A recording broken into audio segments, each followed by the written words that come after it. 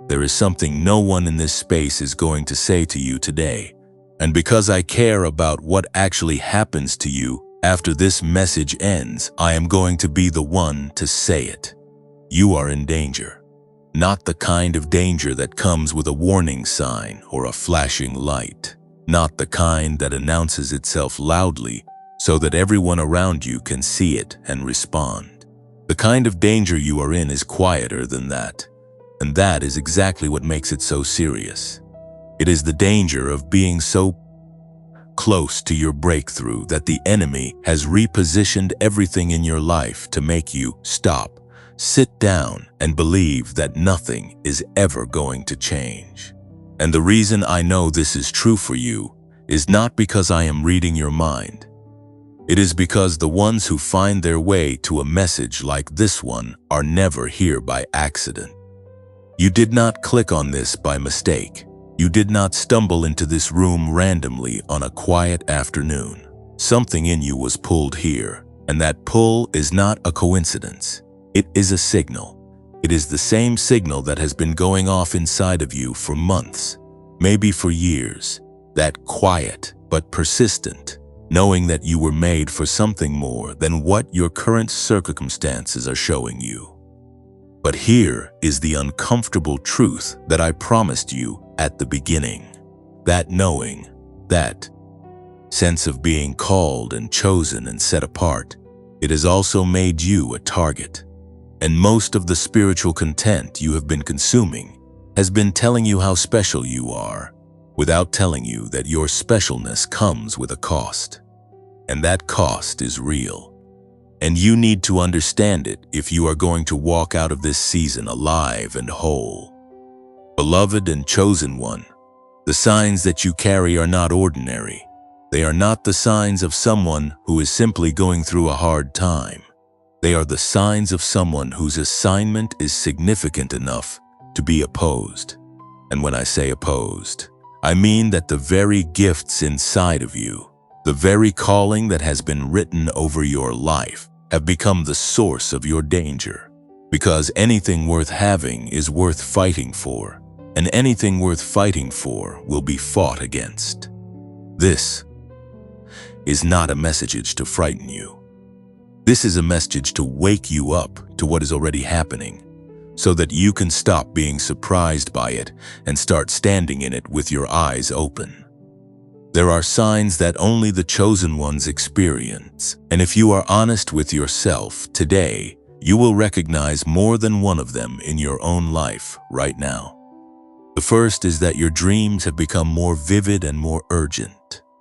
Not pleasant dreams necessarily, but dreams that feel like warnings, like instructions. Like someone is trying to tell you something important before the morning comes.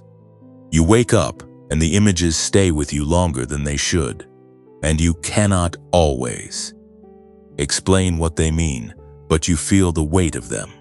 The second sign is a frustration that has no single clean source.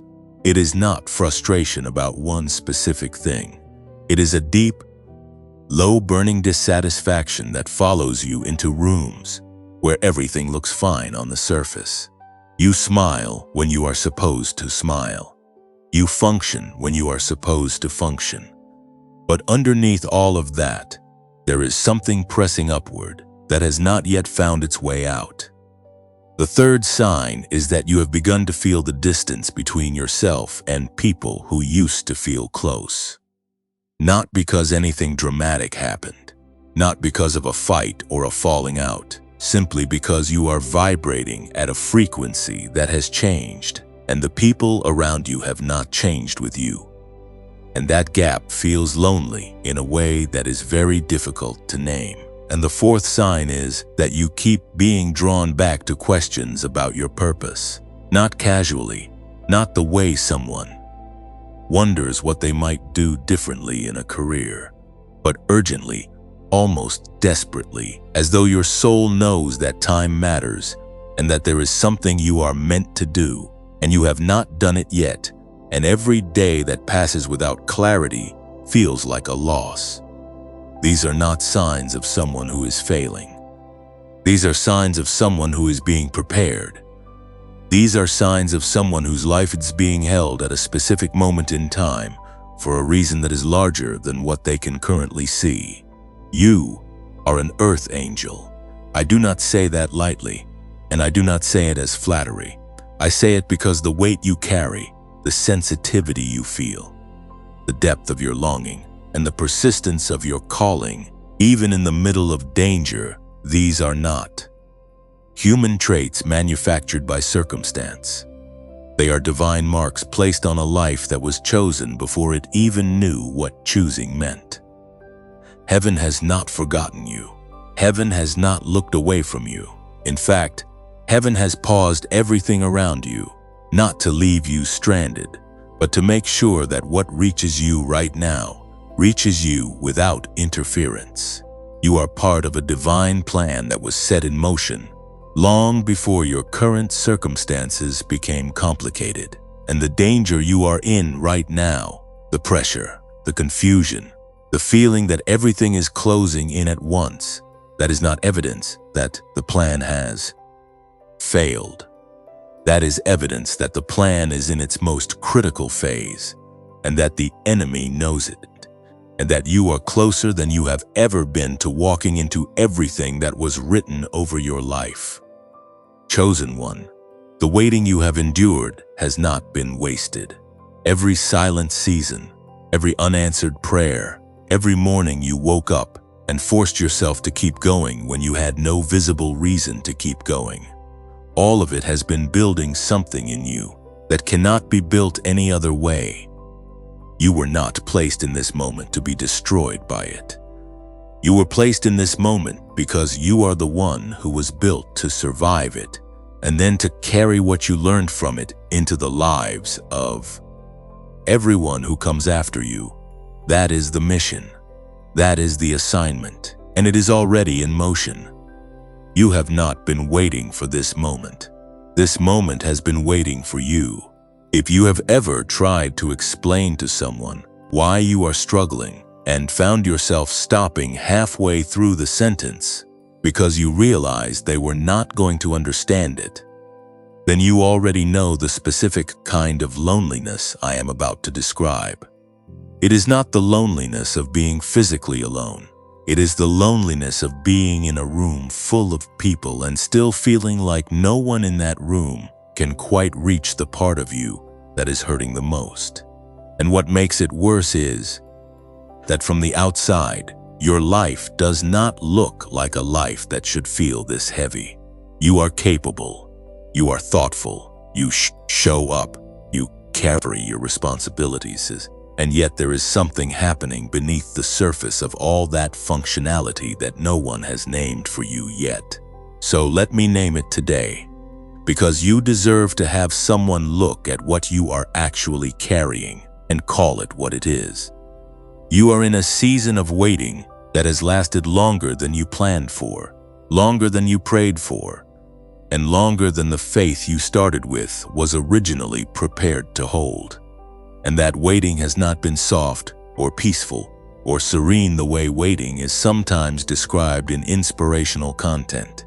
It has been hard. It has been the kind of hard that makes you question things you never thought you would question. And inside that waiting, there are 4 specific experiences that the chosen ones in this season will recognize immediately, because these are not random feelings. These are the fingerprints of a very particular kind of spiritual pressure. And if you see yourself in even 2 of them, I need you to stay with me through everything that follows. The first is a sudden wave of sadness about the past that arrives without a clear trigger.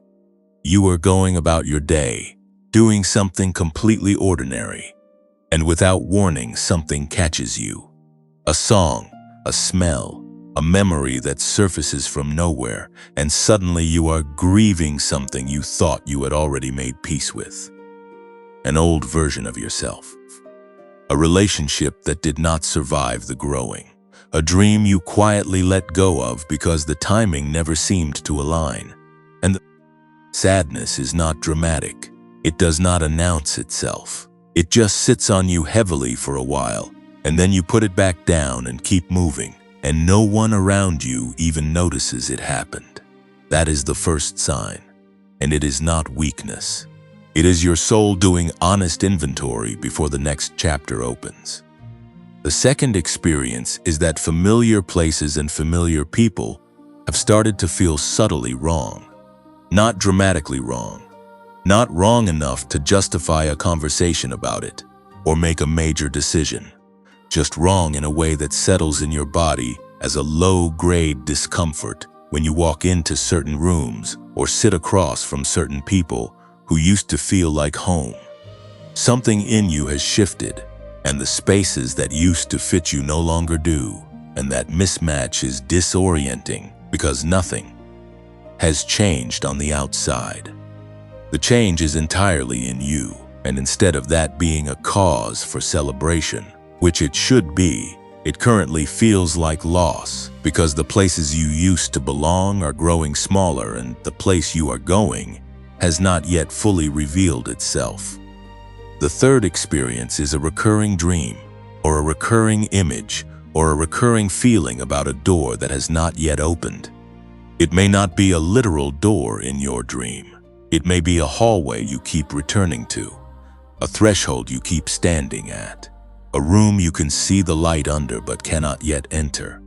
And every time you arrive at that door in your dream, or in your imagination, or in your quiet moments, something holds you just outside of it, and you wake up, or you come back to yourself, and you are still here, still waiting, still standing at the edge of the thing you can feel, but cannot yet touch. That image is not a taunt. That image is a preview. The door is real, and everything happening in your life right now is moving you toward the moment when it opens. The fourth experience is that you keep receiving the same message from different directions. A word from a sermon you were not even paying full attention to. A line from a book you picked up randomly. A sentence someone said in passing that landed in you like an arrow. A video that appeared in your feed at exactly the moment you needed it. And the message always some version of the same thing. Hold on, keep going. It is almost time.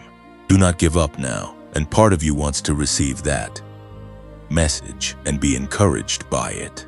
But another part of you, the tired part, the part that has heard it many times before, wonders how many more times you are supposed to hear it before something actually shifts. I hear that. I want you to know that I hear that specifically. Now, I want to speak to the pain that lives underneath all four of those experiences. The insomnia that comes not from having too much to do, but from having too much unresolved inside you. The 3 a.m. kind of awake where your mind will not be quiet, and your body is exhausted, and you are doing in the dark, wondering why it is taking so long, and whether something is wrong with you, and whether you missed something important somewhere along the way. I want to speak to the loneliness that is not about being without people, but about being without witnesses, without someone who sees the full picture of who you are and what you are carrying and what you are believing for, and says, yes, I see it, and it is real, and you are not crazy. I want to speak to the feeling of being wronged, not necessarily by one specific person, but by life itself. The feeling that you have done the right things, made the right sacrifices, stayed faithful when it would have been much easier to walk away, and the return has not matched the investment. And I want to speak to the feeling of being misunderstood, which is its own particular kind of grief. Because to be misunderstood is to be seen incorrectly, and to be seen incorrectly is to be invisible in the most isolating way possible. Here is what I want to redefine for you today. Waiting is not punishment. I know it has felt like punishment. I know there have been moments where the silence from heaven felt less like protection and more like abandonment. But I want to offer you a different framework. Not to minimize what you have endured, but to show you what it actually means. Waiting in the life of a chosen one is not the absence of movement. It is positioning. You are not being held back. You are being held in place until the exact coordinates of your assignment align with the exact version of you that is capable of carrying it. Those are two different things. Being held back means something is working against you. Being positioned means something is working for you in ways you cannot currently see. And the difference matters because one of those framings leads to despair and the other leads to readiness. There is also a difference between being overlooked and being positioned, and I want you to hold that distinction carefully. To be overlooked means you were seen and deemed not worth choosing. To be positioned means you were never meant to be chosen in that moment, in that room, by those people, because your choosing was already reserved for a different moment, a different room, and a different assignment that those people were not qualified to hand to you. The doors that did not open for you were not rejections, they were redirections. And the people who did not recognize your value were not the people who were meant to. Your recognition was never in their hands. It was always in the hands of the one who placed the calling on your life in the first place. You are not abandoned. You are protected. You are not overlooked. You are positioned. And the season you are in right now, as uncomfortable and as long as it has been, is not a detour from your destiny. It is the road that leads directly to it. If everything I have described in this part of the message sounds like your life, if you recognized yourself in the sadness, in the strange discomfort, in the recurring door, in the repeated message arriving from different directions, then I want you to do something simple right now. Type the word "ready" in the comments below. Just that one word. Because when you declare it, even in a small way, even in a single word typed into a comment section, you are doing something in the spirit. You are saying that you have heard this, that you recognize it, and that you are choosing to stand in it rather than run from it. Type "ready" if this is your season. And while you are here, I want to ask something of you that comes from the same place this message comes from. If this content has reached you in a moment when you needed it, if something in what you just heard named a feeling you have been carrying without language for a long time, consider supporting this work with a gift of any size. Not because content creation needs to be funded, though it does, but because every time you support a message like this one, you are making it possible for it to reach another chosen one who is waking up tomorrow without anyone to speak to what they are feeling. Your support does not just sustain this channel. It becomes part of the reach. It becomes part of the reason that the next person who needs to hear that they are not abandoned, that they are not overlooked, that they are positioned and protected, actually gets to hear it. You can find the support link in the description below. And if giving is not where you are right now, that is completely fine. Liking this video, sharing it with one person, and subscribing so that the next message finds you when it needs to, those are acts of generosity too. Every one of them matters. Every one of them sends this message further than it would go alone. Something shifts when you stop waiting to feel ready and start choosing to move anyway. That is not a motivational phrase. That is a description of what actually happens in the lives of the chosen ones who make it through seasons like the one you are in right now. They do not make it through because the circumstances became easier. They do not make it through because the opposition suddenly softened, or the path suddenly cleared, or the answers suddenly arrived, all at once in a way that made everything obvious. They make it through because at some point, in the middle of the difficulty, they found something practical to hold on to, something they could do today, something that did not require the season to be over before they could begin. And that is exactly what this part of the message is for. I want to give you something real to carry out of this today.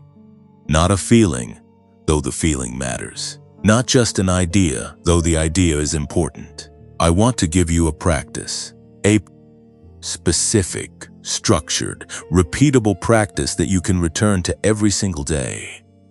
Regardless of what your circumstances look like, regardless of how the morning started, regardless of whether your faith is at full strength or whether it is down to its last thread.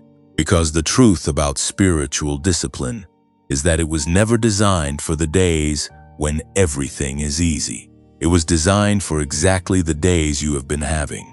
The hard ones, the quiet ones, the ones where you wake up and have to choose before you even get out of bed, whether you are going to let this season define you or whether you are going to define yourself inside of it.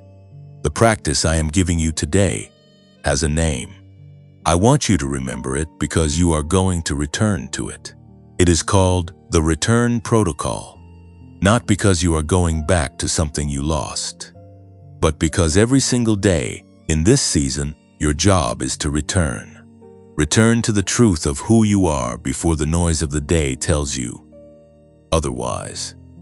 Return to the awareness of what has already been placed inside you before the weight of what has not yet arrived convinces you it never will. Return to the frequency that heaven recognizes you by before the static of disappointment and delay drowns it out. The return protocol is 3 steps. It takes less than 10 minutes. It can be done anywhere. In your car before you walk into work. In your bathroom before the rest of the house wakes up. In a quiet corner during your lunch break. On your bed at the end of a day that asks too much of you. Anywhere you can find 2 minutes of stillness to begin. The practice will meet you there. Step 1 is remembering something you are grateful for that did not happen. I want you to sit with that for a moment before I explain it, because it sounds counterintuitive, and I want to make sure you understand what I am actually asking you to do.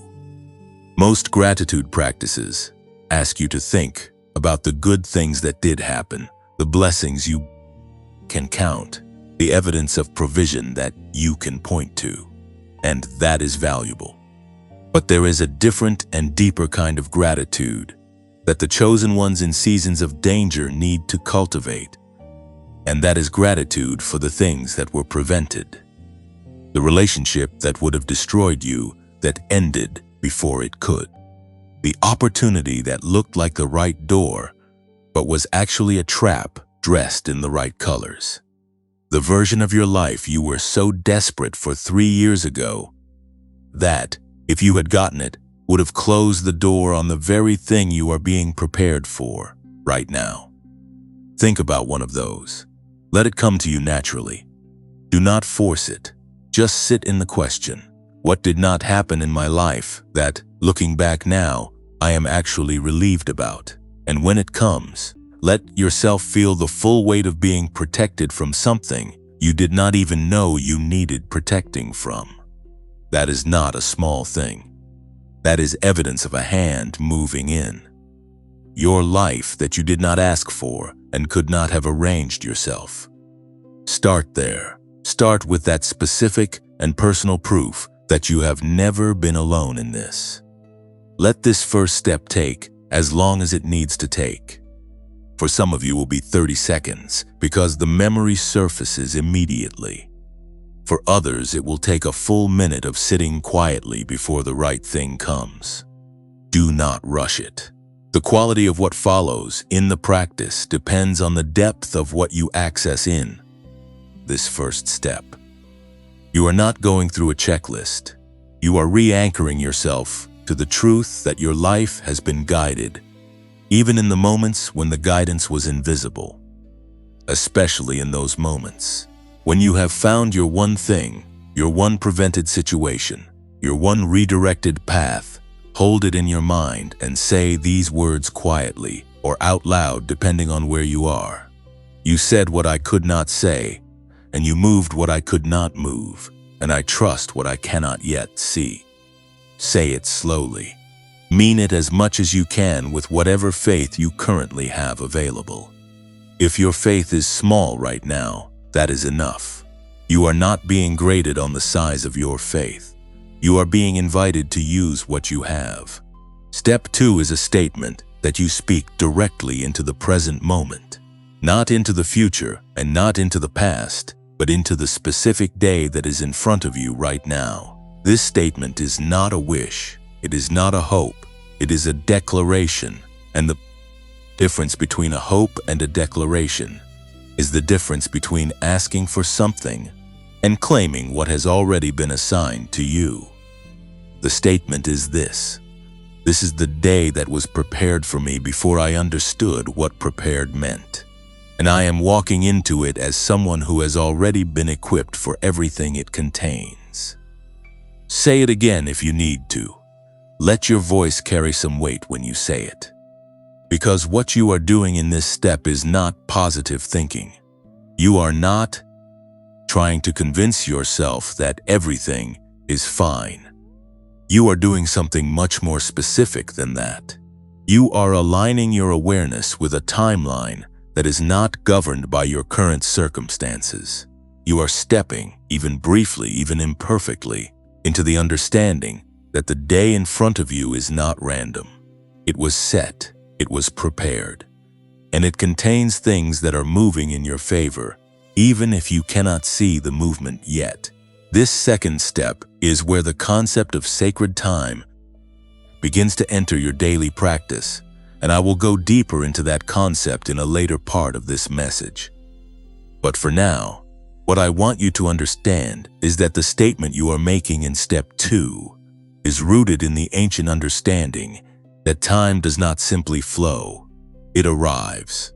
Certain moments are not just points on a calendar. They are appointed. They carry specific weight. And the chosen ones who walk through dangerous seasons with their assignment intact are the ones who learn to treat each day not as another day of waiting, but as an appointed intersection, a moment where what heaven has prepared and what earth has been waiting for can finally meet. Your declaration in step 2 is how you show up to that intersection awake. Step 3 is 7 minutes of silence. That is it. 7 minutes. No guided meditation. No specific visualization required unless one comes naturally. No pressure to feel anything in particular. No expectation that you will receive a word or a vision or a dramatic spiritual experience. Just 7 minutes of deliberate, chosen silence, where you put down the noise, put down the phone, put down the analysis and the worrying and the planning and the wondering, and you simply remain present in your own body, in your own moment, in your own specific place in the story that is being written over your life. 7 minutes is the amount of time that research has consistently identified as sufficient for the brain to begin shifting out of the high alert stress frequency that most of us live in by default and into a deeper, slower, more receptive state. A state where intuition becomes clearer, where the quiet signals that are always present but usually drowned out by the volume of daily life can finally be heard. Where the part of you that knows things your conscious mind has not yet processed gets a chance to surface.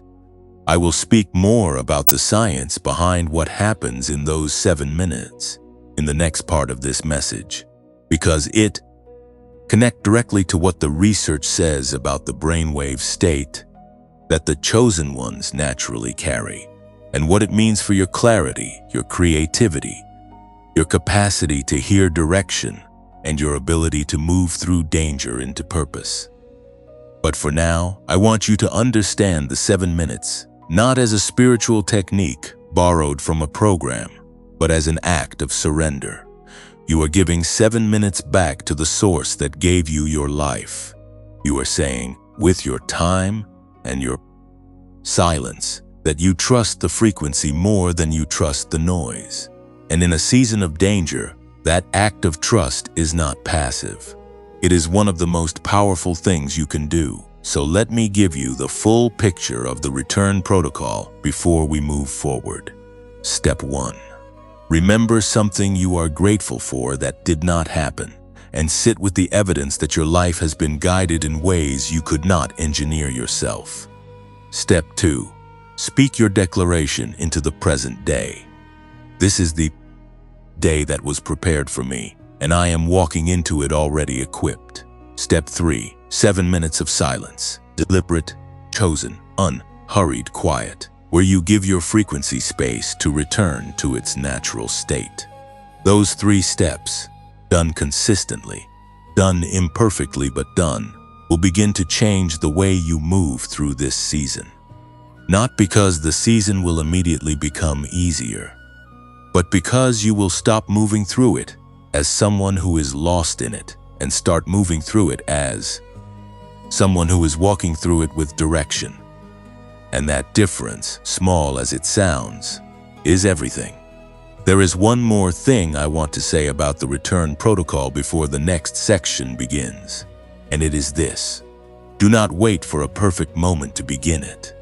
Do not wait until the season is calmer, until your faith is stronger, until the circumstances feel more aligned. The practice is not designed for calm seasons. It is designed for this one, the one you are in right now. The dangerous one. The one where you need something solid to hold on to every single day because the ground underneath you does not always feel stable. Start tonight if you can. Start tomorrow morning if tonight is already too far gone. But start, because every day you do this, you are doing something that the enemy of your assignment cannot undo. You are returning to yourself. And that return is the beginning of everything that follows. There is a frequency that the chosen ones carry. It is not metaphorical. It is not a poetic way of describing something that cannot be measured. It is a literal, documented, measurable electrical pattern that exists inside the brain of every person who has been built for a significant assignment. And what the research shows is both stunning and deeply personal to everything you have been experiencing in this season.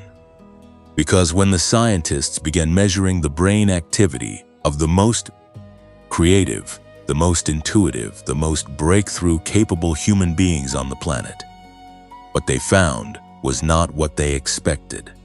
They did not find the brains that were working the hardest. They did not find the brains that were the most stimulated or the most active in the conventional sense. They found brains that had learned, whether through practice or through something that looked much more like grace, to operate in a specific frequency range that most adults have almost entirely lost access to. And that frequency has a name. Researchers call it gamma. And before that, they found something even more foundational underneath it. They found theta. Here is what I want you to understand about those 2 frequencies and why they matter for you specifically in this season, in this danger, in this moment of your life. Theta waves are the brainwave frequency associated with deep creativity, with rapid learning, with intuition that bypasses the analytical mind, and with the kind of inner knowing that does not need external confirmation to feel certain. Theta operates between 4 and 8 cycles per second, which is slower than the alert, task-focused beta frequency that most adults live in by default. It is the frequency of children.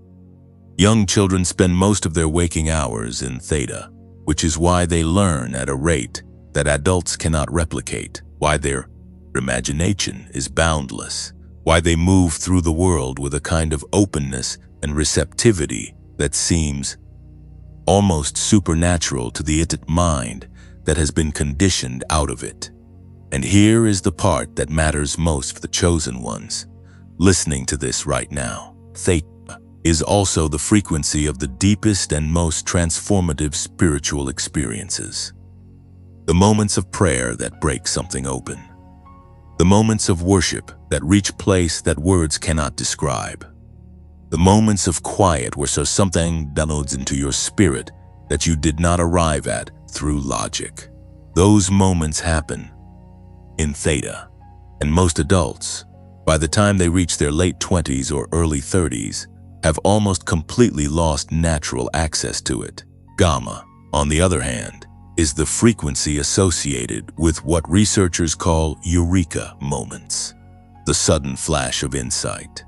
The clarity that arrives without warning and reorganizes everything you thought you knew. The state of flow where thinking stops being effortful and starts being effortless. Gamma is fast, coherent, and extraordinarily rare in sustained form. It is the brainwave signature of genius. Not the genius of accumulated knowledge, but the genius of connected understanding, the ability to see patterns, to receive solutions, to operate at a level of cognitive and intuitive performance that most people only touch briefly and accidentally. And what the research has shown, particularly in studies associated with the work of researchers affiliated with institutions like MIT, and with projects that began in partnership with NASA, that the relationship between theta and gamma is not accidental. Theta is the gateway. When the brain can access and sustain a theta state, gamma becomes available. One leads to the other, and together, they create the precise neurological conditions under which the chosen ones do what they were built to do. The researcher whose work sits at the center of what I am about to share with you is a neuroscientist named Dr. James Rivers. Dr. Rivers spent more than 30 years studying the relationship between brainwave frequency, human potential, and what he identified in his research as the concept's genius state, which is the condition that most adults find themselves in by midlife. Not because they are less capable than they were as children, but because the demands of adult life, the chronic stress, the information overload, the constant low-grade anxiety of trying to manage everything at once, have pushed their brain into a permanent high-alert frequency that blocks access to both theta and gamma entirely. Dr. Rivers spent the better part of 3 decades asking one question: is there a way to restore access to those frequencies in adults who have lost them? And after years of research, after thousands of documented sessions studying brainwave patterns and their relationship to cognitive performance, creativity, and what he described as intuitive intelligence, his answer was yes. And the method was simpler than almost anyone expected. The mechanism Dr. Rivers built his work around is called brainwave entrainment. And the concept is elegant in its simplicity. Even though the science behind it is sophisticated, the brain has a natural tendency to synchronize itself with rhythmic external stimuli. This is called the frequency-following response, and it has been documented consistently across decades of neuroscientific research.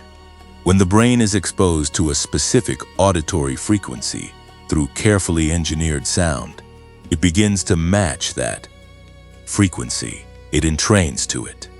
And when the sound is designed precisely, using techniques including binaural beats, where slightly different tones are delivered to each ear to create a perceived third frequency in the brain, and isochronic tones, which are regular rhythmic pulses that guide the brain through specific frequency transitions, the result is a measurable, reproducible shift in brainwave state.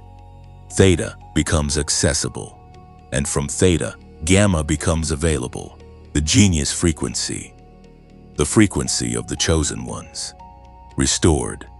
What Dr. Rivers discovered through his research was that 7 minutes is the optimal duration for this kind of brainwave entrainment session. Not 20 minutes, not an hour, 7 minutes. That is the window in which the brain can achieve a meaningful and measurable shift into the theta-gamma state without creating the kind of fatigue that longer sessions produce. 7 minutes is not a marketing number. It is a research-derived threshold, and the Audio that was developed from this research, which became known as the Genius Wave, is a precisely engineered 7-minute audio experience designed to guide your brain from its default stress frequency into the theta-gamma state that the chosen ones were built to operate from. You do not need to meditate. You do not need any prior experience with brainwave work. You do not need to concentrate or visualize or practice anything difficult.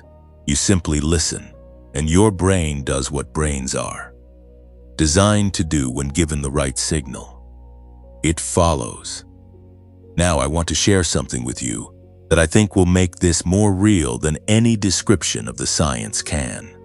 A woman named Sarah came to the Genius Wave after what she described as 18 months of complete mental and spiritual fog. She had been functioning, going to work, raising her children, managing her household, but she described it as living behind glass, present but separated from her own life in a way she could not explain and could not shake. She had tried everything she knew how to try. She had prayed, she had journaled, she had sought counsel, she had changed her diet and her sleep schedule and her environment. Nothing moved the fog. She found the Genius Wave through a friend who described it the same way I am describing it to you now, and she committed to 7 minutes every morning for 3 weeks before she expected to feel anything. By the end of the first week, she reported that her dreams had become clearer and more directional. By the end of the second week, she said, she had received a solution to a professional problem that had been blocking her for 6 months, not through effort, but through a sudden clarity that arrived during her morning quiet time. By the end of the third week, she said the glass was gone. She did not have a dramatic explanation for it. She just said it was gone, and she felt like herself again. And herself turned out to be someone she had not met in a very long time. I know that some of you are already there. You are nodding along to Sarah's story because it is your story too. And I also know that some of you are hearing the price right now in the back of your mind before I have even said it. And you are already calculating whether this is something you can justify. So let me speak to that directly before I say anything else about the product, because I want to honor the fact that $39 is not nothing. For some of you, it is a real decision.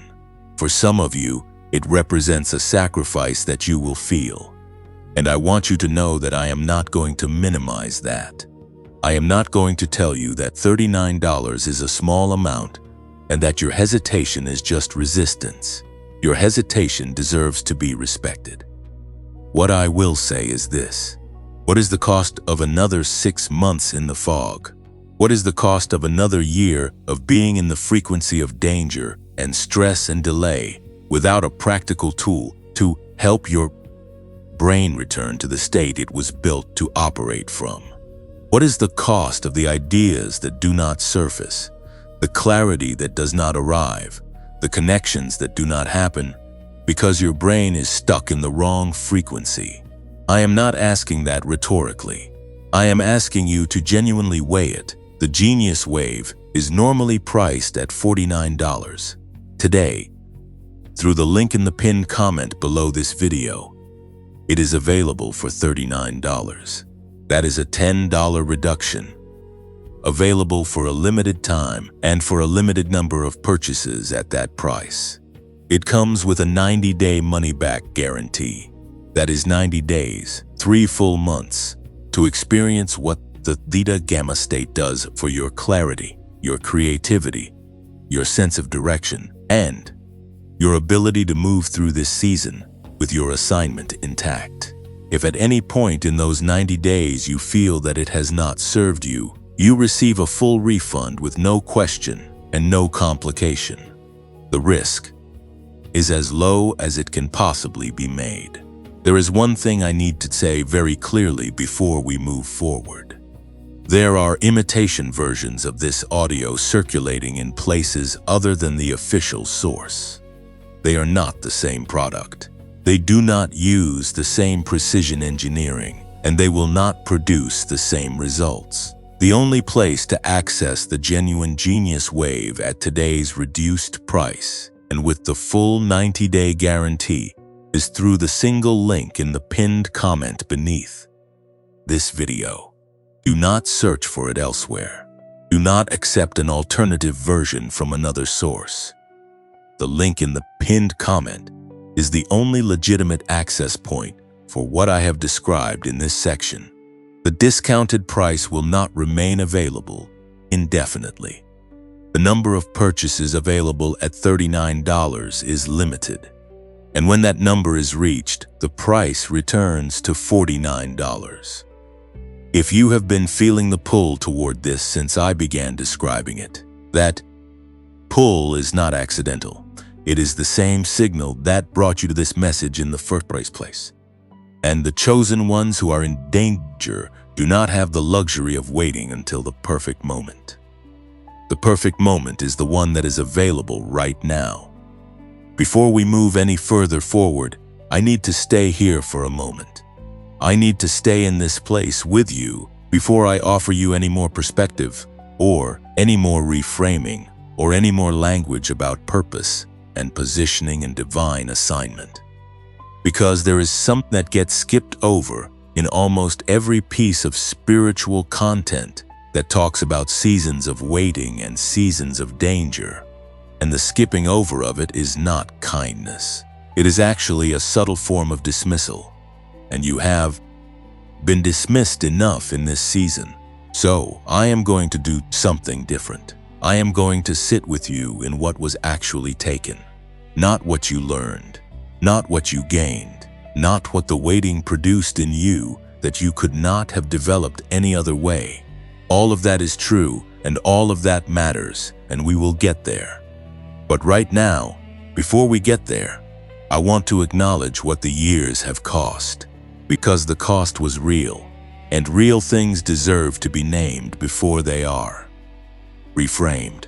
Let me speak plainly about what a long season of waiting, a long season of danger and delay and invisible progress actually takes from a person. Not symbolically, not theologically, practically and personally, and in ways that show up in the body, in the bank account, in the mirror, in the quiet of a house at night when the performance of being okay is finally allowed to come down. The first thing it takes is relationships. Not just the ones that ended because the people in them could not grow with you, though those losses are real, and they hurt in a way that is not always given permission to be grieved fully. I am talking about the relationships that never had a chance to begin. The connections that were not made because you were too consumed by survival to invest in building something new. The friendships that required a version of you that was available and present and not constantly managing an internal crisis. And that version of you has been largely unavailable for the duration of this season. You look around sometimes and you notice that your social world has contracted, that the circle is smaller than it was, and part of you knows that is partly the necessary pruning of relationships that were not aligned with where you are going. But part of you also knows that some of those connections were simply casualties of a season that asked too much of you for too long, and they are gone now, and you are allowed to feel the weight of that without immediately spiritualizing it into a lesson. The second thing it takes is career momentum. And I want to say this carefully because I know that for some of you, your work is deeply tied to your sense of self, your sense of contribution, your sense of being someone who is building something that matters.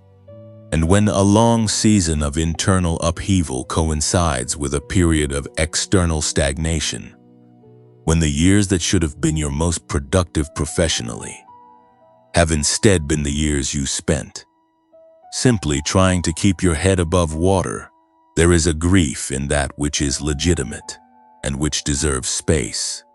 You think about where you could be right now, You look at people who started where you started, and you watch where they have arrived, and you genuinely know, that the capacity you carry is not smaller than theirs. But the circumstances of your particular season have meant that capacity has been applied almost entirely to surviving rather than to building.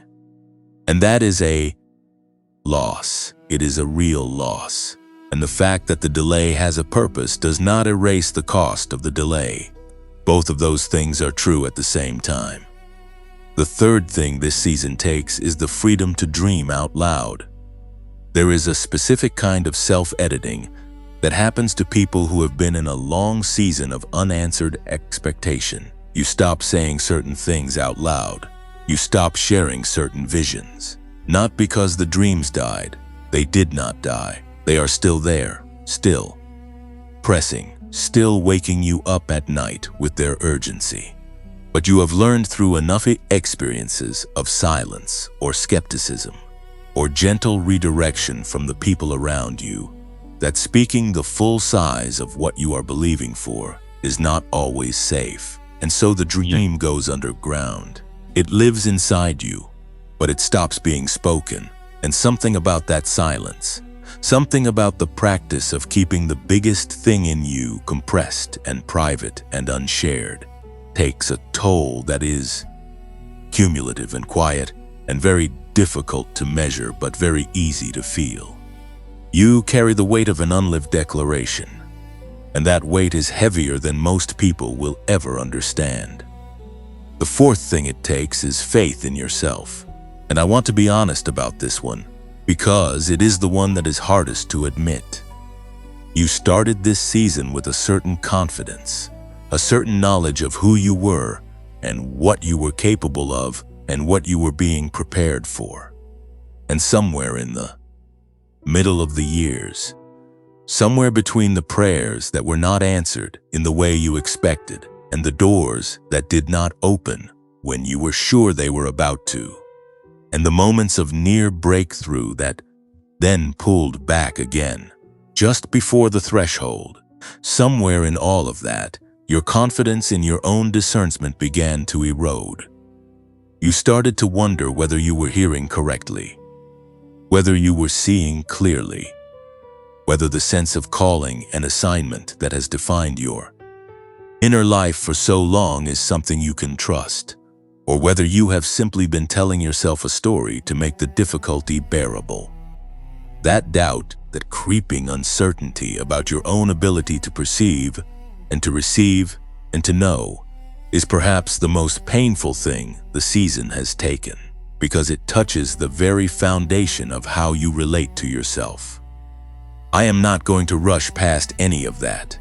I am not going to tell you that the loss of those relationships, that career momentum, that freedom to dream, that faith in yourself was worth it before I have sat with you in the reality of what was lost. Because you deserve to have someone sit with you there. Not forever, but long enough to let it be real.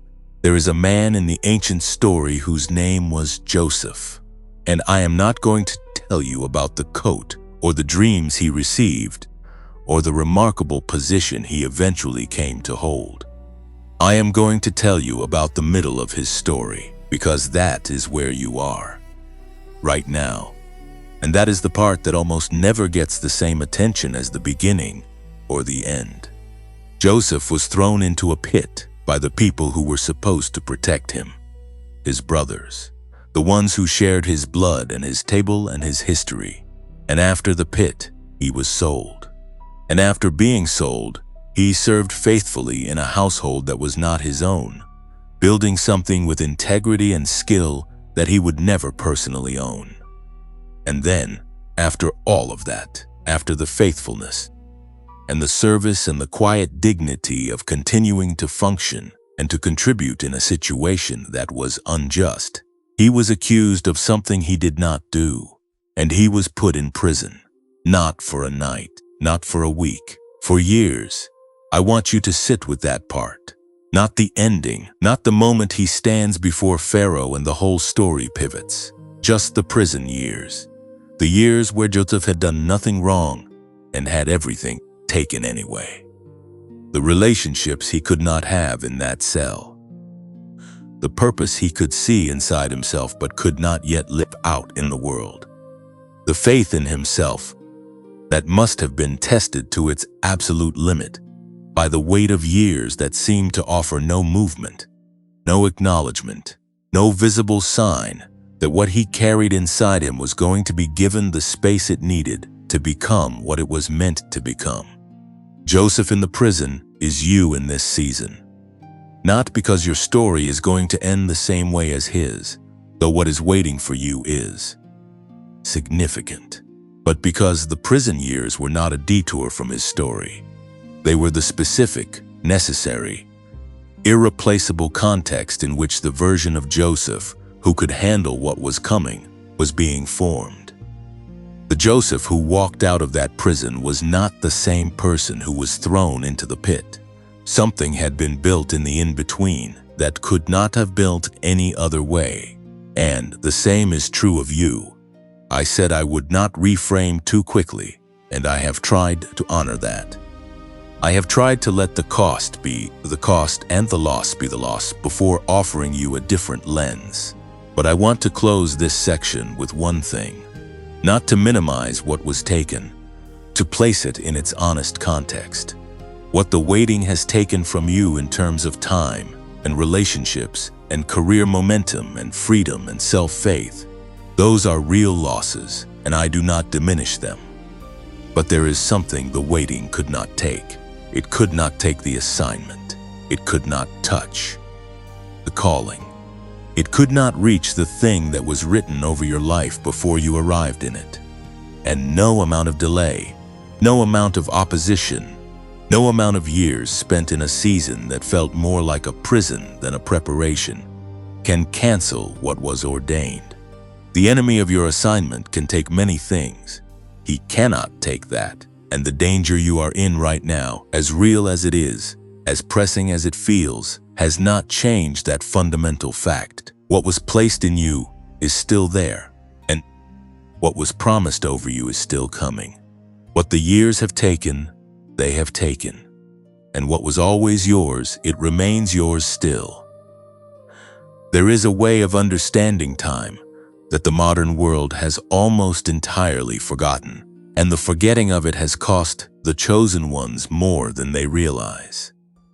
Not because the concept is obscure or academic or reserved for scholars who study ancient languages in quiet libraries, but because when you do not have the right language for what you are experiencing, you end up interpreting it through the wrong framework. And the wrong framework produces the wrong conclusions. And the wrong conclusions, held long enough, become the wrong beliefs. And the wrong beliefs, embedded deep enough, become the ceiling that keeps you from walking into everything that was prepared for you. So before we go any further into what is coming for you and what you are meant to do with it, I need to give you a new language. Not a complicated one. Not one that requires any prior knowledge or any theological training.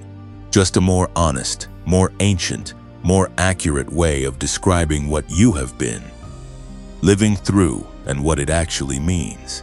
The language I want to give you today comes from two sources. The first is a Greek concept that was used in the ancient world to distinguish between two fundamentally different qualities of time. And the second is a Hebrew word that redefines the act of waiting in a way that will permanently change how you relate to this season once you understand it. Both of these concepts have been sitting in the ancient texts for thousands of years, waiting for the great moment when someone who needed them would be ready to receive them. That moment is now, and you are that person. The first concept is the distinction between what the ancient Greeks called chronos and what they called kairos. Chronos is the word most people already know, even if they do not know they know it. It is where the word chronological comes from. It refers to sequential time, clock time, the kind of time that moves in one direction at a measurable, consistent pace. The kind of time that a calendar tracks and a watch measures, and a deadline is calculated by. Chronos is the time you have been living inside during this season of waiting. Every day that passed and felt like another day of no visible progress. Every week that turned into a month that turned into a year. Every anniversary of the beginning of a prayer that still had not yet received its visible answer. That experience of time, the heavy, slow, grinding forward movement of days that do not seem to be bringing anything closer, that is Chronos time. And Chronos time is real. It has weight. It has cost. And I am not going to tell you that it does not. But there is another quality of time entirely, and the ancient world had a separate word for it, precisely because they understood that not all moments are created equal. Kairos is not a point on a timeline. Kairos is a moment of divine intersection. It is the word used in the ancient texts, not to describe what time it is, but to describe what kind of moment this is. Kairos is the appointed convergence. The moment when what has been prepared in the invisible realm finally breaks through into the visible one. The moment when the accumulated weight of everything you have endured, everything you have learned, everything you have been built into through the years of the waiting season, finally meets the specific opening that was always designed to receive it. Kairos cannot be manufactured. It cannot be forced. It cannot be rushed by effort or strategy or willpower, but it can be recognized. And the chosen ones who learn to read the quality of a moment rather than simply the passage of time are the ones who do not miss it when it arrives. Here is what I want you to understand about your current moment. What you have been experiencing as Chronos, as the long, slow, grinding passage of days that seem to offer no movement, is simultaneously a Kairos moment in preparation. The two are not in conflict. The clock has been moving, yes, and underneath the clock, something has been being assembled. Something has been converging. Not in spite of the slowness of the Chronos experience, but through it. The preparation required Chronos, but what arrives at the end of it is Kairos. And Kairos time does not announce itself on a calendar. It announces itself in the spirit first, as a quickening, as an urgency, as a pull toward a message like this one on an otherwise ordinary day. And that pull you felt when you found your way here today is not coincidental. It is a Kairos signal. It is time telling you not what hour it is, but what kind of moment this is. This is not the continuation of the waiting. This is the threshold of the arrival. And the difference between those is everything to me. What you are experiencing right now is not a reward for your effort. Let me be clear about that, because I do not want you to misunderstand what Kairos means for the chosen ones. It is not a payment for faithfulness. It is not the universe settling a debt. It is not heaven saying you have suffered enough and now you get the good thing. Kairos is positioning. It is the moment when the one who was prepared meets the assignment that was prepared for them, and both arrive at the intersection at exactly the same time. The timing is not about what you earned. It is about what was ordained.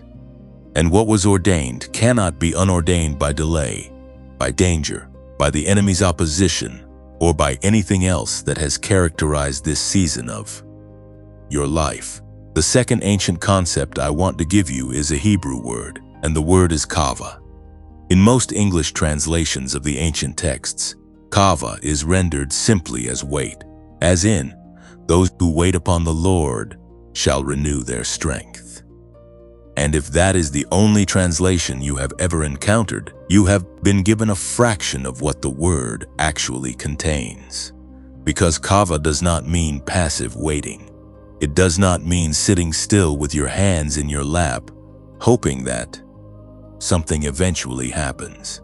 The root of kava is a verb that means to twist together, to braid, to intertwine strands into something that has more tensile strength than any single strand could possess alone. When the ancient texts say kava, they are using the image of a rope maker, someone who takes individual threads that are each individually fragile and twistable and breakable, and who braids them together under tension into something that can bear enormous weight, something that holds, something that does not snap under pressure, precisely because the pressure is what caused the braiding. Think about what that means for your season. Every year of waiting that you have endured, every thread of faithfulness that you maintained when it would have been easier to let go. Every moment of choosing to hold on to what you believed even when the evidence in front of you suggested that nothing was happening. Every early morning prayer, every act of trust in the dark, every decision to keep going when the rational response would have been to stop. Those are not isolated acts of endurance that cancel each other out and leave you back where you started. Those are threads being braided together under the tension of the waiting season into a strength that is now available to you that was not available to you at the beginning of the season. You are not the same person you were when this waiting began. You have been kava. You have been braided. And what has been braided in you now can bear a weight that the unbraided version of you could not have carried. This is why I said at the beginning of this message that the danger you are in is not evidence that you are losing. It is evidence that what is in you has reached the level of significance where the opposition it attracts has become commensurate with the assignment it carries. Small assignments attract small opposition. The level of resistance you have experienced in this season is a direct indication of the level of what is waiting on the other side of it. And the rope that has been braided in you through the years of the waiting is exactly strong enough to hold the weight of what is coming. Not by coincidence, by design. You are not delayed. You are being assembled. Those words are not a comfort offered to soften a difficult reality. They are an accurate description of what has actually been happening in the invisible dimension of your life, while the visible dimension seemed to stand still. The assembly has been taking place. The braiding has been happening. And the moment of Kairos, the appointed intersection between the prepared person and the prepared assignment, is not somewhere far off in the future that you still have to wait more Chronos time to reach. It is here. It has arrived. Not as a feeling, not as a dramatic external sign, but as a quality in the moment you are currently standing in that the chosen ones who have learned to read Kairos can recognize. I want to close this section with the two affirmations and nevers that these ancient concepts carry, because I want them to settle into you before we move forward into what is actually about to change in your life. The first affirmation is from the understanding of Kairos time, and it is this. At midnight, when everyone thought it was all over, heaven began to move. The midnight hour in ancient symbolic language is not a time on a clock. It is the darkest point of the experience. The moment when the evidence most strongly suggests that nothing is going to happen. The moment when hope is at its lowest and the silence from heaven feels most complete. And it is precisely at that moment, the midnight hour, the darkest and most hopeless feeling point of the season, that the Kairos breaks through. Because the darkness of the midnight hour is not the end of the story. It is the threshold of the new day. And you are at that threshold right now. The second affirmation comes from the understanding of Kava, and it is this. What God has ordained, delay cannot cancel. Not the years of waiting, not the opposition of this season, not the danger that has surrounded you, not the losses that have been real and costly and painful. None of it has the authority to cancel what was ordained over your life before you arrived in it. The appointment stands. The assignment stands. And you having been braided by the tension of the waiting into the strength required to carry it, are standing at the exact intersection where the ordained and the prepared are finally about to meet. Something is moving. I want you to feel that before I say anything else. Not in the abstract, not as a theological concept, not as a hopeful projection into a future that feels too far away to touch. Something is moving right now, in the specific coordinates of your life, in the actual geography of your days, in the real and tangible world where you wake up every morning and make decisions and carry responsibilities and navigate the particular challenges of the season you are in.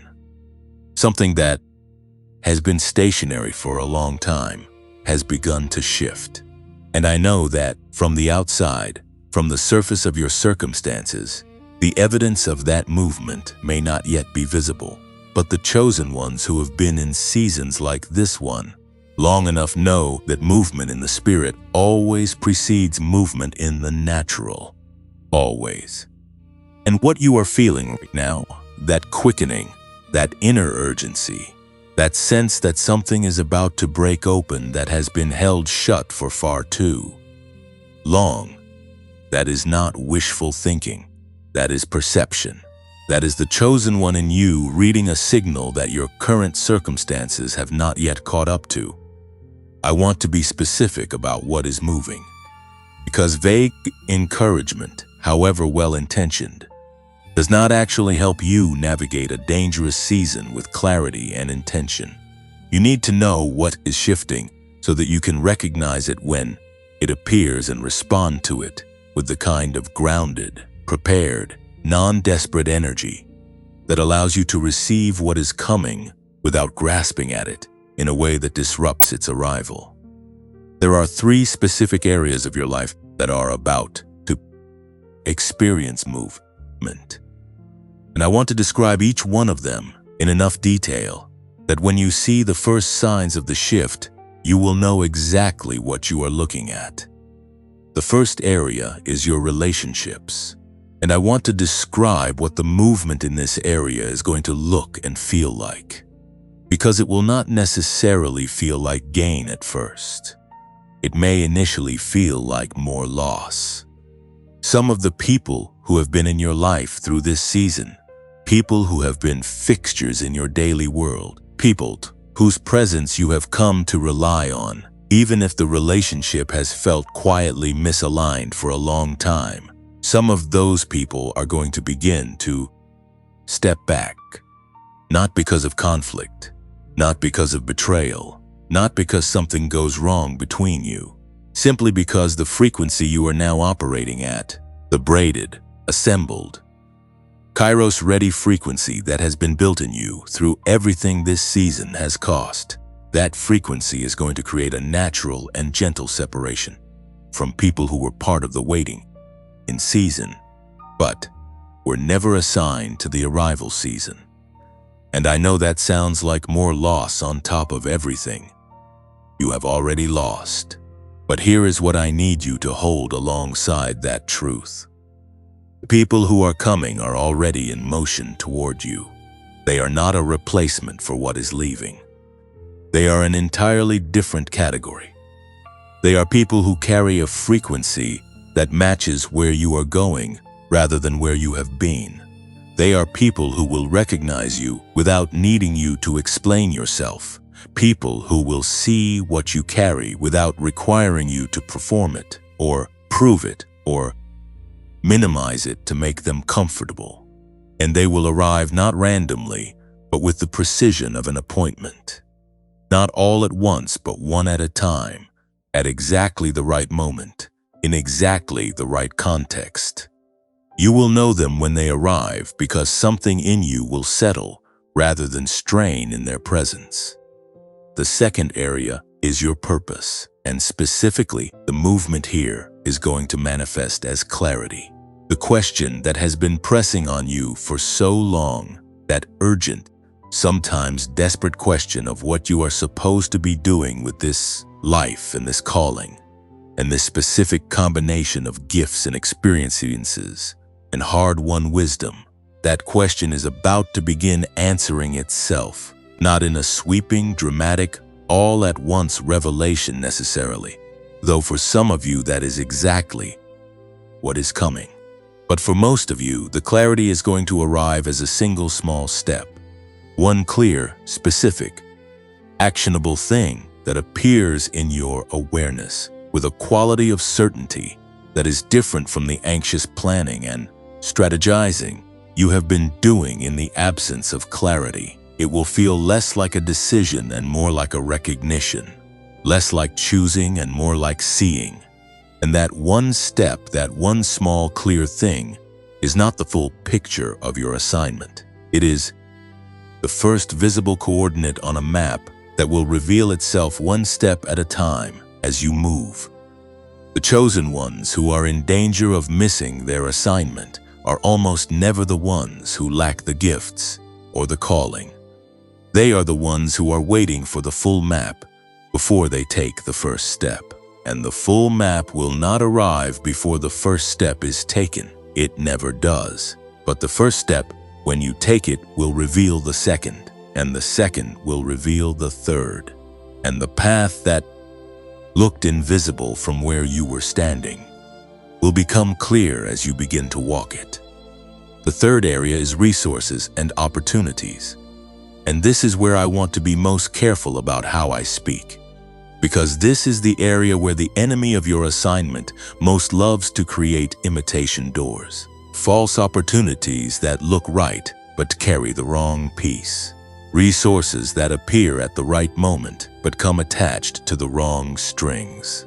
And the danger in this season, as you move from the waiting phase into the arrival phase, is that the desperation accumulated over years of lack can make you vulnerable to reaching for the first thing that appears, rather than waiting for the thing that carries the signature of the ordained.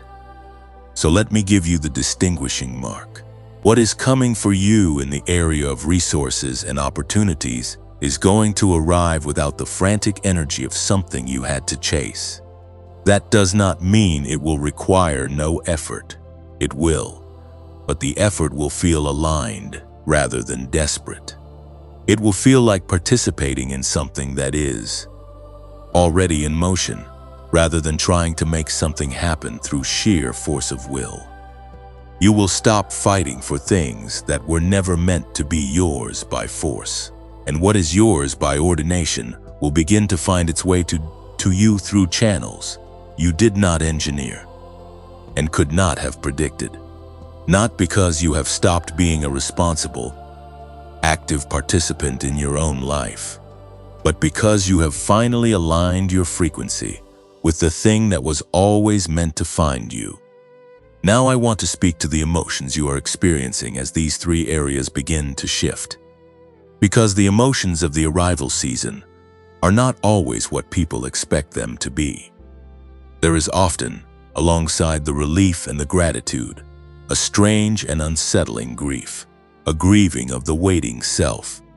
The version of you that learned to survive in scarcity and silence and invisibility has been your companion for a long time. And letting that version step back, even to make room for something better, involves a loss that deserves acknowledgement. There is also often fear, real, present, surprising fear, that arrives at the threshold of the very thing you have been praying for. And I want to normalize that for you completely. The fear is not a sign that you are not ready. It is not a signal from your spirit that something is wrong. It is the natural response of a human being who has been trained by a long season of disappointment to protect themselves from the pain of hoping too much. Your nervous system does not yet know how to receive without bracing for the loss of what it is receiving. And that is okay. You do not have to be fearless to walk through the door. You just have to walk through it. There is also something I need to tell you not to do during this period, because there are specific behaviors that the chosen ones in the arrival season fall into that delay or disrupt the very movement that has begun. The first is over-explaining. when the doors begin to open and the right people begin to appear and the clarity begins to arrive, resist the urge to explain the whole story to everyone who witnesses it. Not every person who sees your shift is assigned to understand your journey. Some of them are simply meant to witness the result. You do not owe anyone a comprehensive accounting of how you got here. The second thing not to do is compare the pace of your arrival with the pace of someone else's. The kairos appointed for your life is calibrated to your specific assignment, your specific preparation, and your specific season. It will not look like anyone else's breakthrough in its timing, or its form, or its scale. Comparison in this moment is a trap. The third thing not to do is shrink back into the habits of the waiting season once the movement begins. The waiting season required a certain smallness, a certain quietness, a certain inward focus that was appropriate for a time of preparation. But the arrival season requires expansion. It requires you to take up the space that was always yours. And the pullback towards smallness, which will come, is not humility. It is fear wearing the costume of humility. Name it when you feel it, and choose expansion anyway. There is one more thing I want to say before I close this section, and it is the word that I most want you to carry with you into the rest of this day. You can believe in something you have not yet seen, not as a performance of positivity, not as a denial of the reality of your current circumstances, but as an act of alignment with the frequency of what has already been ordained. The chosen ones who make it through dangerous seasons into their full assignment are not the ones who had the most certainty. They are the ones who chose belief as an act of will even when certainty was unavailable. You can do that. You have been doing that. And the reward for that choice is not just what arrives externally when the season shifts. The reward is who you have become in the process of choosing it. If you feel the movement I have been describing, if you recognize in your spirit that something is shifting in your relationships, in your purpose, in the way resources and opportunities are beginning to align, I want you to mark this moment. Type the word "receive" in the comments below. Just that one word. Because declaring it is an act of spiritual positioning. It says to the invisible dimension of your life that you are not just hoping for what is coming. You are ready to receive it. Type "receive" if your spirit is saying yes to what has just been spoken over your life. Everything I have spoken over you in this message has been building toward this moment. Not the product, not the protocol, not the ancient language of Kairos and Kava, though all of those things matter, and all of them have a place in what you are carrying out of this today. But this moment, right here, is the one that I have been moving toward since the very first sentence. Because information without identity is just data. And what you need more than information right now, more than a practice and more than a product, and more than a framework for understanding time, is a name. Not the name you were given at birth. Not the name that your circumstances have been calling you in this season. The name of the struggling one, the overlooked one, the one who is still waiting, the one who has not yet arrived. A different name, a true name. The name of who you actually are on the other side of everything this season has asked of you. In ancient cultures, the giving of a name was not a casual act. It was a declaration of identity. It was a pronouncement over a life that shaped the trajectory of that life by defining its essence before the world had a chance to define it by its circumstances. When a name was spoken over someone in the ancient world, it was not a description of where they had been. It was a declaration of what they carried and what they were built to do and who they were in the deepest, most essential sense of the word. And I want to give you that kind of name today. Not casually, not as a motivational label that you will forget by the time this video ends, but as a true declaration spoken over the specific person who has endured the specific season that you have endured and arrived at this specific moment still standing. The name I am giving you today is Waymaker. Not because your road has been easy, but because you have made a way where there was no way, repeatedly, quietly, without applause, without acknowledgement, without anyone bearing witness to the sustained act of courage it takes to keep moving through a season that has offered very little visible evidence that moving is working. A waymaker is not someone who finds the path that was already cleared for them. A waymaker is someone whose very presence in a situation begins to create movement where there was stillness, begins to open possibility where there was closure, begins to carve a road through terrain that had no road before they arrived. And you have been doing that in your own life and in the lives of the people around you, often without realizing it, often in ways that will only become fully visible in retrospect when you look back from the other side of this season and see the trail you were leaving. The waymaker does not wait for conditions to be perfect before they begin. They begin, and the beginning itself begins to change the conditions.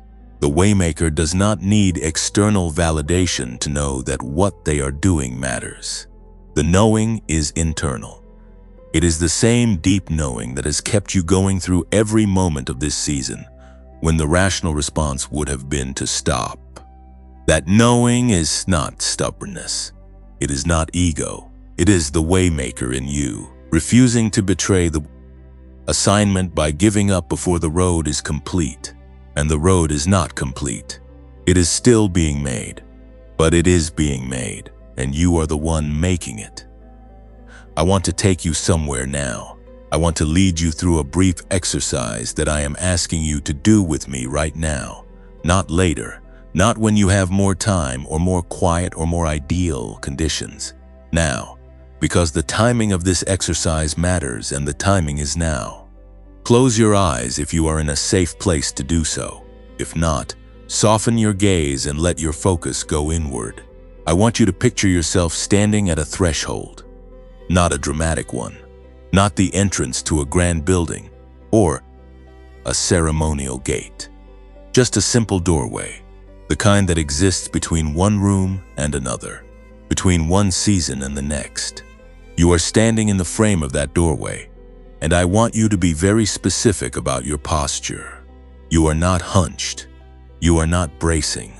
You are standing fully upright, with your feet planted and your shoulders level, in the way that a person stands when they are neither running away from something nor desperately chasing after something. You are simply standing, present, arrived. Now I want you to turn and look back at what is behind you. Not with dread, not with longing, just with honest eyes. And what you see behind you is everything this season has contained. You can see the years.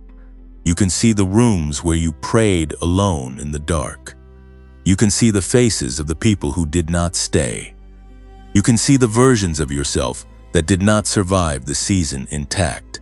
The too trusting version, the over-explaining version, the version that kept shrinking to fit into spaces that were never actually the right size. You can see the cost, all of it, and I want you to look at it without flinching, because the waymaker in you does not need to pretend the road was easier than it was. You can see it clearly and still keep standing. Now turn back and look forward. Look through the doorway at what is on the other side, and here is what I want you to notice. You cannot see the full picture of what is ahead. The light on the other side is real, but the details are still emerging. You can sense the space. You can feel the quality of the air, which is different from the air in the room behind you. It is not heavy with the weight of unresolved waiting. It carries a different quality entirely, something that feels like room, like possibility. Like the specific relief of a burden that has been set down after being carried for a very long time. You cannot see everything that is waiting for you on the other side of that threshold, but you can feel that it is good, and you can feel that you are ready, not because the preparation is perfect, not because you have resolved every fear, or answered every question, or healed every wound, but because the person standing at this threshold, the one who has been braided by the tension of the waiting, the one who has made a way through the unwayable, the waymaker, that person is exactly who was needed for what is on the other side. Not a more polished version, not a less wounded version. This version, the one who showed up. Now I want you to notice something about where you are standing. You are already in the threshold. You are not standing outside the door looking at it from the other side of the room, wishing you could get closer. You are already in it. The threshold is where you are right now. In this moment, in this message, in this particular Friday or Monday or 3 in the morning when you found your way here. You did not have to earn your way to the threshold. You did not have to solve the season before. You were allowed to arrive at the door. You arrived here because you kept going when stopping was available. And the keeping going, the simple, unglamorous, daily choice to keep going, was itself the walk toward the door, and now you are in it. Standing, present. The waymaker at the threshold between the season that formed you and the season that will finally use you. I want to speak a blessing over you now, and I mean that in the most grounded, least performative sense of the word. Not a theatrical declaration, but a genuine, personal, specific blessing spoken over the exact person who has been present through this entire message. May the clarity you have been reaching for begin to arrive in the smallest and most accessible form first, so that you can trust it before it becomes large. May the people who are assigned to your next season begin to find their way into your proximity in ways that feel natural and unforced and exactly right. May the resources that are ordained for your assignment begin to move toward you through channels that you did not have to manufacture through desperation. May your body, which has carried the weight of this season in ways that have been more physical than people around you have understood, begin to find its rest. Not the rest of giving up, the rest of arriving. The rest that comes to the one who has been walking a long road and has finally, genuinely, in the truest sense of the word, come home to themselves. May you wake up tomorrow and feel, even briefly, even in a single quiet moment before the noise of the day begins, that something has shifted. Not because I said so, but because it has. Because the waymaker in you is already standing in the threshold. Because the Kairos moment you have been moving toward through every year of the waiting season has arrived. Because what was ordained over your life has not been canceled by anything this season contained. And because the version of you that is standing here right now, reading this, hearing this, receiving this, is the exact version that was always meant to walk through. You are the waymaker, and the way is already opening. You are still standing at the threshold. And I want to honor that by not rushing you across it before you are fully present in it.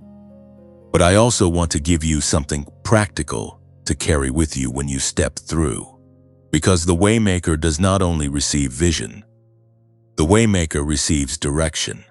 And direction without action is just inspiration that fades by the following morning. So this part of the message is about what you actually do now, not in some future version of your life when the circumstances have become more accommodating, not when the season feels more aligned, or the confirmation feels more complete, or the fear feels more manageable. Now, today, with what you have from where you are, in the exact configuration of your current life, with all of its unresolved pieces and its still unanswered questions and its very real and very present challenges. There are 3 areas of your life that are about to transform. I described the movement in those areas in the previous section of this message. But now I want to go deeper. I want to give you specific, actionable, practical things you can do right now in each of those 3 areas. Because the waymaker who stands at the threshold equipped is different from the waymaker who stands at the threshold hopeful but unprepared. Both arrive, but only one walks through with the kind of grounded intentionality that allows the transformation to take root rather than simply sweep through and leave things rearranged but not genuinely changed. The 3 areas are relationships, purpose, and resources. And in each one, I want to give you not just a description of what is coming, but a concrete instruction for what you can do today to position yourself to receive it well. Let us begin with relationships, because this is the area where the practical guidance is most counterintuitive and where the chosen ones in the arrival season most often make the mistake that costs them the most. The transformation in your relational world is going to require something of you that the waiting season trained you out of, and that is the practice of healthy, boundaried openness. Let me explain what I mean. The waiting season taught you, out of necessity, to be careful, to guard, to move slowly with trust, to protect yourself from the specific kind of hurt that comes from offering yourself fully to people who were not equipped to receive what you carry. And those instincts were not wrong for the season that produced them. They were survival adaptations. They served you. But what served you in the waiting season will obstruct you in the arrival season if you carry it forward unchanged. The practical thing you can do right now in the area of relationships is to identify one person in your current life, just one, who has shown you consistent evidence of being someone who sees you accurately and responds to what they see with genuine care rather than with their own agenda. One person, not a perfect person, not someone who has never failed you or never misunderstood you, but someone who, when you look at the pattern of your interactions with them over time, has demonstrated more often than not that they are for you in a real and grounded way. And then do something simple but significant. Reach out to that person today, not with a long explanation, not with a request for anything specific, just a genuine, brief acknowledgement that you value them and that you are grateful they are in your life. That small act of intentional connection is not just relational maintenance. It is a declaration to the invisible dimension of your life that you are ready to give and receive in the arrival season.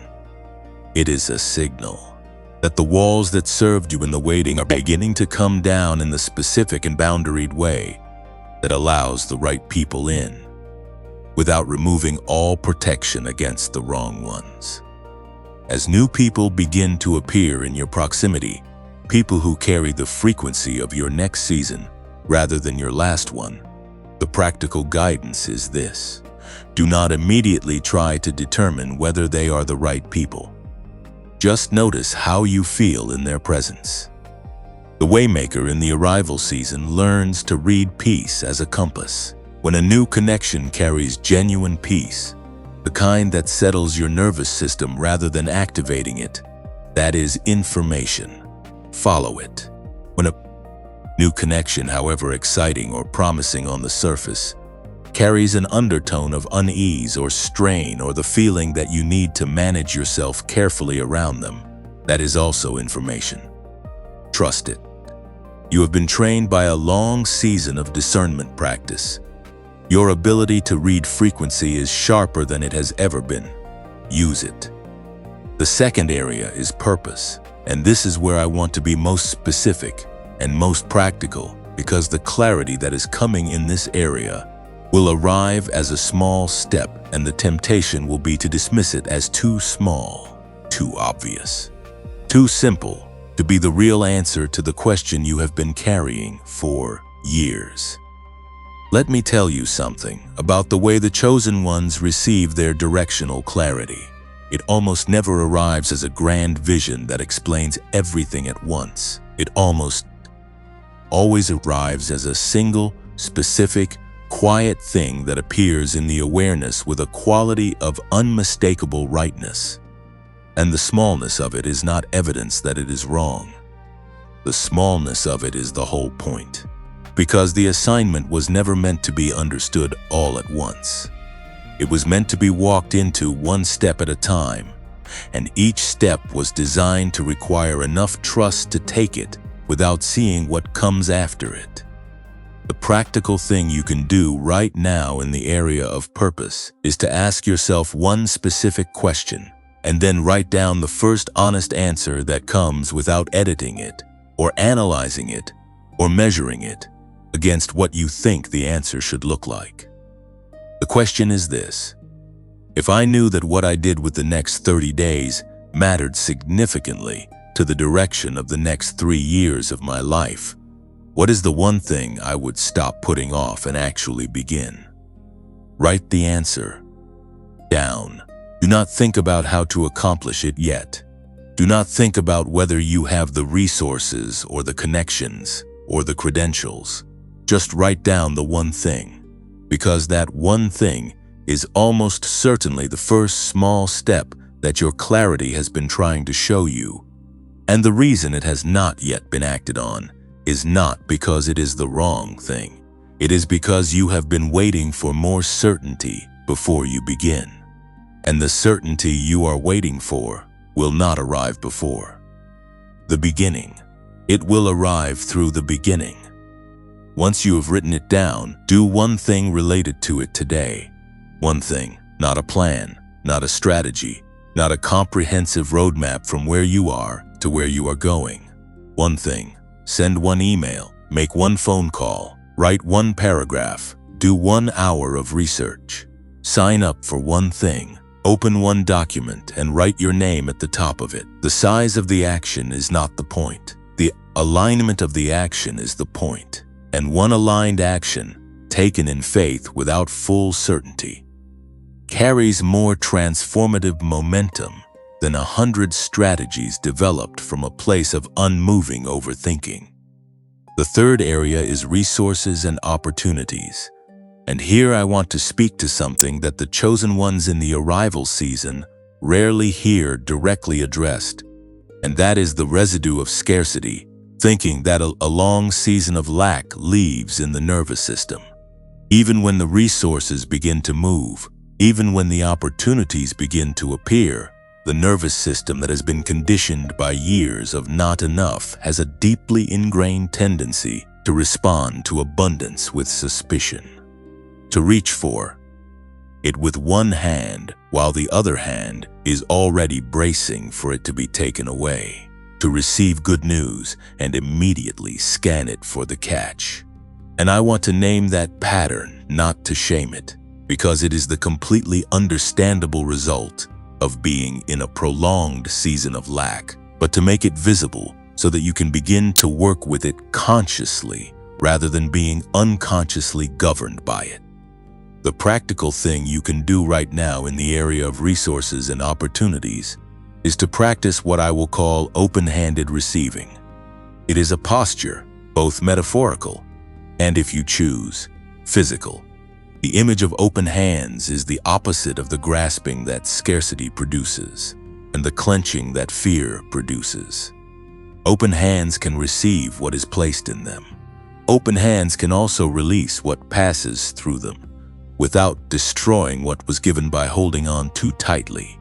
The practice is this. Once a day, at any moment you choose, hold your hands open in your lap and speak these words quietly. I release the need to control how what is mine arrives, and I receive what is ordained with gratitude and without fear.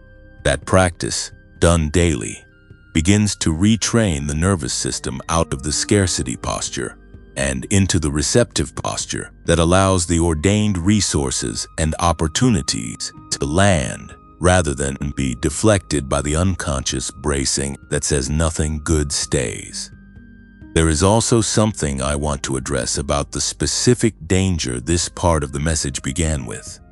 The danger you are in is real, but one of the most overlooked dimensions of that danger is the danger of over-effort, of trying so hard to make things happen through personal force and strategy, and relentless pushing that you exhaust the very resources you need for the actual work of your assignment.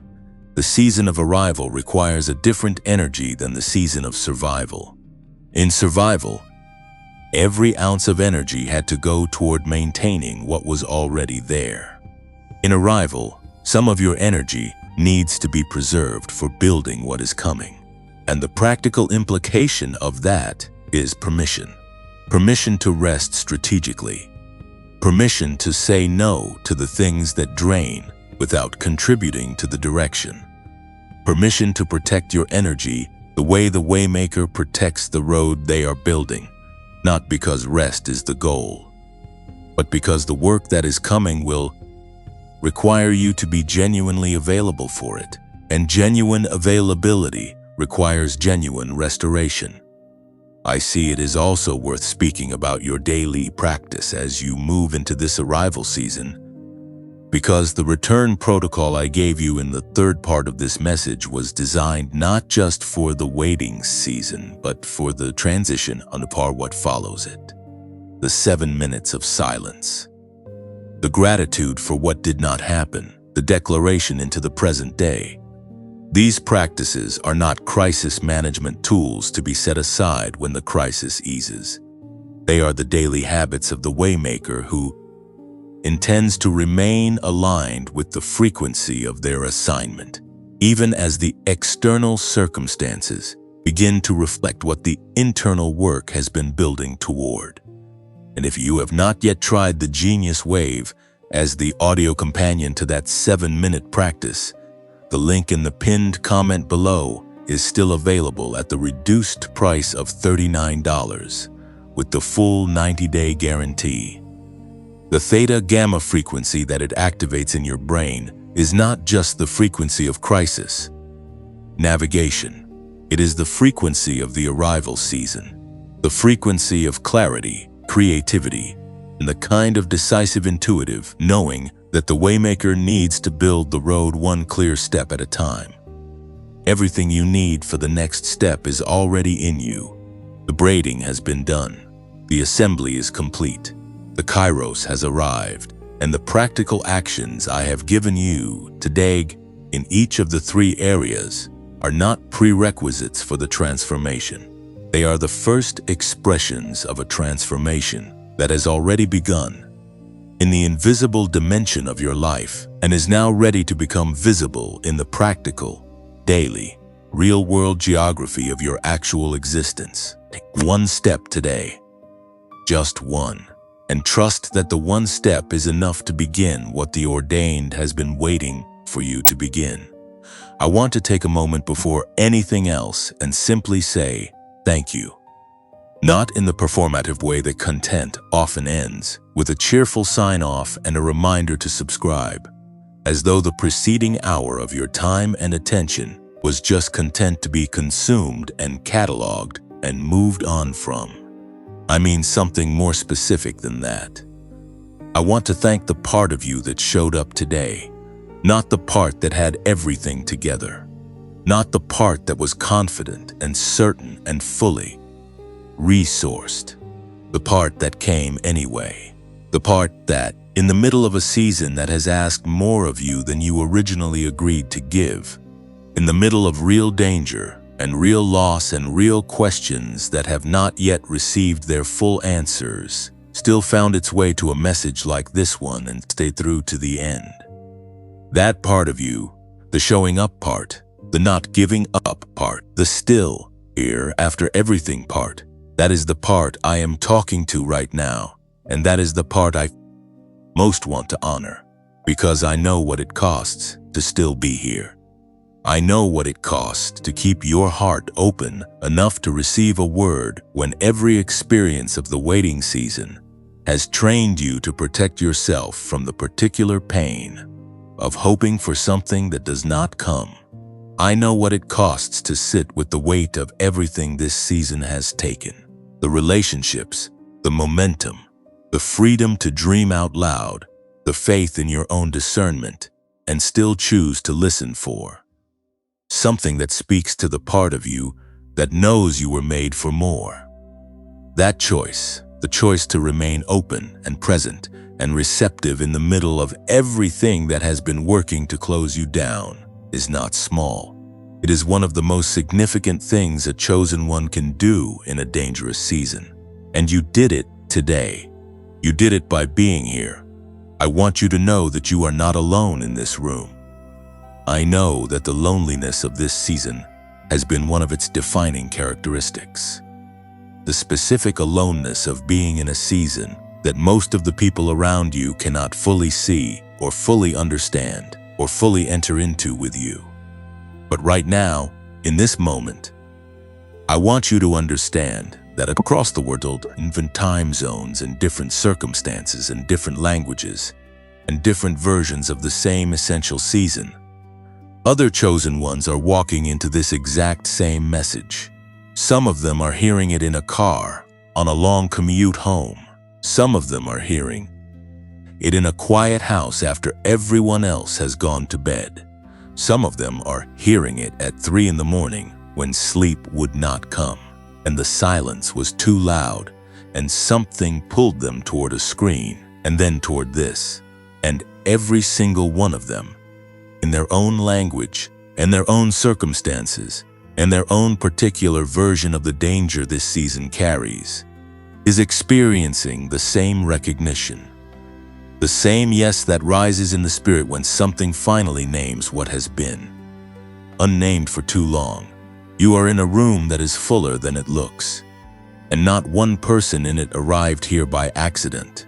I want to do one final thing with you before this message closes, and I am asking you to do this with me genuinely, not as a ritual, not as a technique, but as an honest, personal, specific act of intention. I want you to imagine, one more time, that you are standing at the threshold I described earlier, the doorway between the season that formed you and the season that will use you. You are standing in the frame of it. You have looked back at what is behind you. You have looked forward at what is ahead. And now I want you to do something with what you are carrying. Not your gifts, not your calling, not your purpose. I am talking about the other things, the heaviness, the accumulated weight of the years of waiting, the grief that has not yet been fully processed, the anger that is legitimate but has nowhere to land, the exhaustion that goes deeper than sleep can reach, the fear that has been your quiet companion through so many mornings of this season. I want you to imagine taking all of that, gathering it up in your arms the way you would gather up something heavy that you have been carrying for a very long time. And I want you to set it down, right there at the threshold. Not throwing it away, not pretending it was not real, not dismissing the weight of it or minimizing what it cost you to carry it this far. Just setting it down, deliberately, consciously, saying with the act of setting it down that you acknowledge what it was and that you choose to walk through the door without it. Because what is on the other side of the threshold does not require you to bring the weight of the waiting season with you in order to honor the journey. The journey is already honored by the fact that you are standing here. What the other side requires is your hands free, your heart open, your frequency clear. And none of those things are possible while you are still holding everything the season piled onto you, as though letting it go would mean it never mattered. It mattered. Every bit of it mattered. And now you can set it down. If this message has reached you in a moment when you needed it, if something in what was spoken today named a weight you have been carrying without language, if the ancient concepts gave you a new framework for understanding the season you are in, if the blessing at the end of the previous section landed somewhere real and specific in your spirit, Then I want to ask something of you, not for me, for the chosen one who is going to wake up tomorrow morning and walk into their Monday without anyone to name it for them, without a single voice in their day that can look at what they are carrying and say, I see it, I know what this is. You are not abandoned, you are not overlooked, you are not losing, you are positioned. And what was ordained over your life has not been canceled by anything this season has. Contained. That person exists. They are out there right now. And whether or not this message finds them tomorrow depends in part on what you do with it today, like this video. Not as a gesture of approval toward content creation, but as an act of reach. Every like tells the platform that this message is worth showing to someone else. Share it. With one person if that is all you have. With the one person in your life who you know is in their own dangerous season and who needs to hear that they are not alone in it. Subscribe so that the next message and the next and the next can find you when they are meant to. And if you are moved to support this work financially, if you want to be part of the reason this message keeps being made and keeps being sent further into the world, the support link is in the description below. Give whatever you are able to give, not because content needs funding, though it does, but because your gift becomes part of the reach. It becomes part of the reason that the next chosen one in danger finds their way to something that names what they are carrying before they decide the weight is too much. And one more thing. If the genius wave found you somewhere in the middle of this message, if the description of the theta gamma frequency and what it does for the clarity and creativity and intuitive knowing of the chosen ones resonated with something you have been searching for, if the 7-minute practice I described feels like the practical tool you have been missing for the daily work of this season, and if you know in your spirit that the answer to whether it is for you is yes, then it is waiting for you in the pinned comment below this video. $39, 90-day guarantee. The link in the pinned comment is the only legitimate source. And if you know it is a yes, do not wait for a more convenient moment. The chosen ones in dangerous seasons do not have the luxury of indefinitely convenient moments. The moment that is available right now is the one that matters. You came here today for a reason, and you stayed through to the end for a reason. And the reason is not that you are someone who consumes spiritual content and moves on unchanged. The reason is that something in you recognized something in this message and responded to it. That recognition is not accidental. It is the same recognition that the ancient texts describe when they talk about the sheep who know the voice of the shepherd. You recognize the voice of something that was speaking directly to the most real part of you, and what was spoken over you today does not disappear when this video ends. It goes with you into your evening, into your sleep, into your morning, into the step you are going to take tomorrow in the area of relationships, in the area of purpose, in the area of resources and opportunities, into the threshold you are already standing in, into the arrival season that has already begun, even if your circumstances have not yet caught up to confirm it. The waymaker does not wait for the road to be finished before they begin to walk it. They walk, and the walking is what makes the road. Go make yours.